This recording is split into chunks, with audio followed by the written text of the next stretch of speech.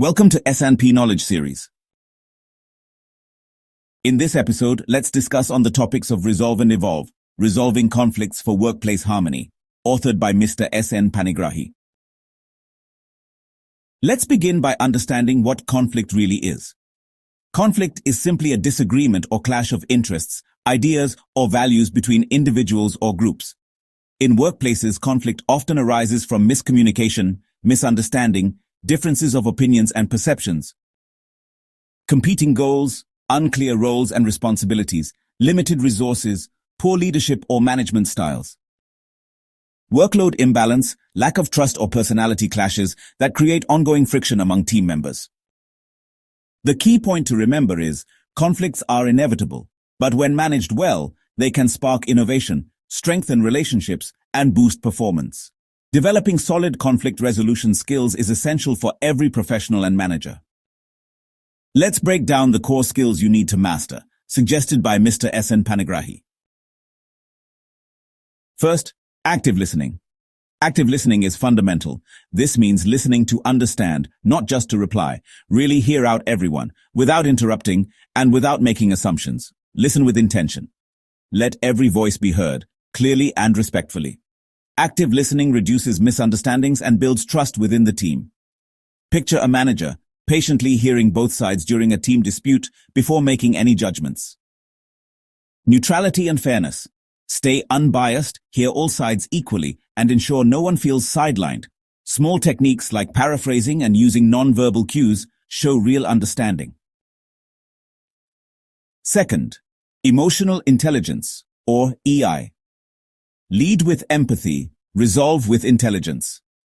This is the ability to recognize, manage, and influence emotions, your own and others. Empathy and perspective-taking build trust, even when you disagree. Empathy and perspective-taking. Understand others' views to build trust and unlock resolution, even in disagreement. According to TalentSmart, around 90% of top performers have high levels of emotional intelligence. Imagine a leader staying calm during a heated debate, diffusing the tension by example. Emotional intelligence prevents outbursts and encourages empathy. It fosters empathy, understanding, and constructive dialogue. Remember, emotional regulation helps you keep composure and avoid escalation. Third, communication skills. Speak to understand, listen to unite. Resolve through respectful communication. Conflict resolution through communication involves active listening, clear expression, and respectful dialogue to bridge differences and build solutions. Facilitation skills. Steer discussions calmly, maintain focus, and balance diverse group dynamics effectively. Notice both verbal and non-verbal cues. Express your thoughts clearly, avoid jargon, and use specific, respectful language to keep discussions productive and prevent arguments. Focus on how you feel or what you need instead of blaming others. This prevents escalation and keeps the conversation constructive. After a conflict, try using a conflict debrief template to improve future communication. Fourth, problem solving. Every conflict hides a solution. Unlock it, lead forward. Go beyond the symptoms. Use root cause analysis to identify what's really driving the conflict. Creative problem solving by identifying root causes collaboratively can help you find win-win solutions. Go deeper than surface-level disagreements. Use tools like fishbone analysis or the 5 whys to find the root cause. A conflict mapping matrix can help you analyze things in a structured way. Fifth, negotiation skills. Negotiate not to win, but to unite and grow together. Negotiation involves finding common ground and creating mutually beneficial outcomes through collaboration and compromise. The goal is to find common ground.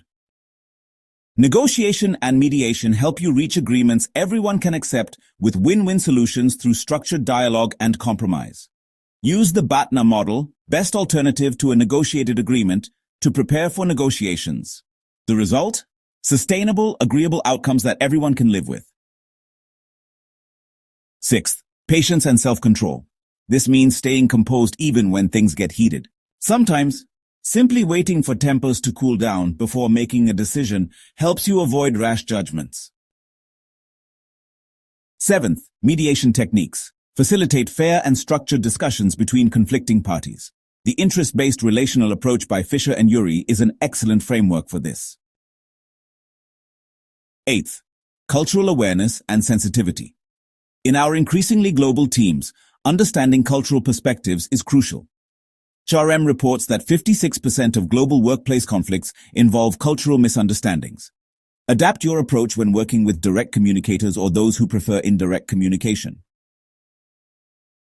Ninth, decision-making ability. Make fair, timely, and confident decisions to prevent discord from dragging on.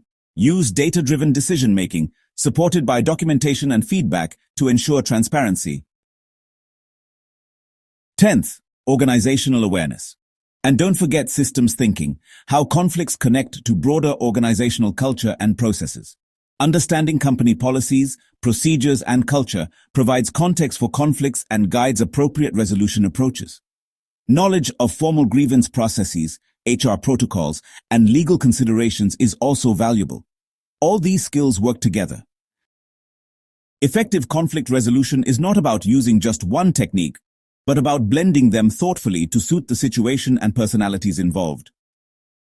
Further, here are some more guidelines on conflict resolution, as outlined by S.N. Panigrahi. Act early. Resolve conflicts early before they grow. Stay goal-focused. Let shared objectives guide the way. Communicate honestly. Encourage open, fearless dialogue. Separate people and problems. Attack the issue, not the person. Listen to understand. Practice active, empathetic listening. Respect perspectives.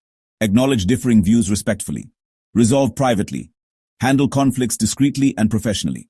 Collaborate for success. Foster a cooperative, solution-driven mindset. Think win-win. Aim for mutual gains in every resolution. Explore different options. Consider all angles before deciding. Stay fair. Avoid bias, force, or manipulation. Lead with empathy. Use emotional insight, coaching, and care. Remember, conflict is not always negative.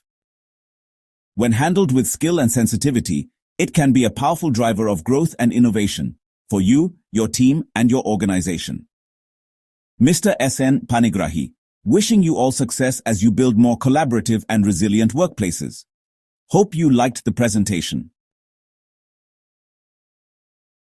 Thank you for joining this episode of S&P Knowledge Series.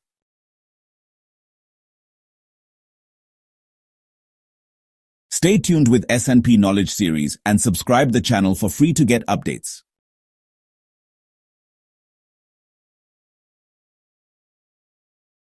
For more details, contact S.N. Panigrahi at the below contact details.